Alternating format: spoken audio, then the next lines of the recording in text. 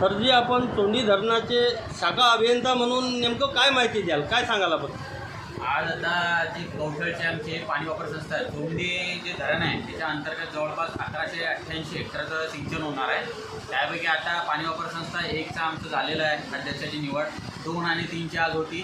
त्यापैकी आता ही 3ची जे पाणी वापर संस्थेचे संचालक मंडळ आहे ते इथं सगळे उपस्थित आहे. आणि त्यामध्ये त्यांनी ह्या जे पाणी वापर संस्था यांचं बिनविरोध जे आहे ते इलेक्शन झालेलं आहे. आणि या लोकांचं खरंच कौतुक करण्यासारखं आहे, कारण बिनविरोध होणं ही फार म्हणजे क्वचित गोष्ट आहे ही, म्हणजे प्रत्येक ठिकाणी अशा गोष्टी होत नाही.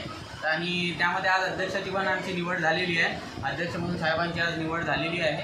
तर मी यांना पुढच्या वाटचालीसाठी शुभेच्छा देतो आणि यांनी पाणी वापर संस्था निश्चित चांगल्या प्रकारे चालवावे यासाठी तुम्हाला शुभेच्छा देतो.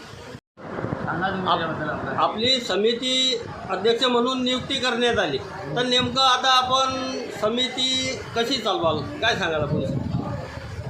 सबके राह से समिति चलेगी और मैं ज़्यादा से ज़्यादा कोशिश करूँगा कि शेतकरों को किस तरीके से लाभ मिले, इस तरीके से मैं पूरा सहयोग दूंगा और ये मंडली पूरी मेरे साथ में रहेगी. सर जी, आज आपण कवठोळ येथील पाणी समिती गठीत केली, नेमकं त्या संदर्भात आपण काय सांगाल?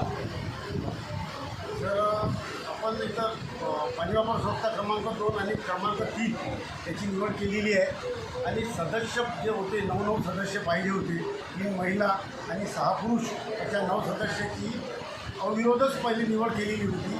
आजची जी प्रक्रिया होती ती अध्यक्ष निवडीची प्रक्रिया होती आणि अध्यक्ष निवड प्रक्रियासुद्धा अविरोधच पार पडली. तसं त्या गावातले शेतकरी किंवा लाभधारक शेतकरी जे आहे पाणी वापर संस्थेचे सदस्य यांनी पूर्णपणे सहकार्य केलं. ग्रामपंचायत सदस्य आणि लाभधारक शेतकऱ्याच्या पूर्ण सहकार्यामुळे हे अविरोध पूर्ण निवड झालेली आहे.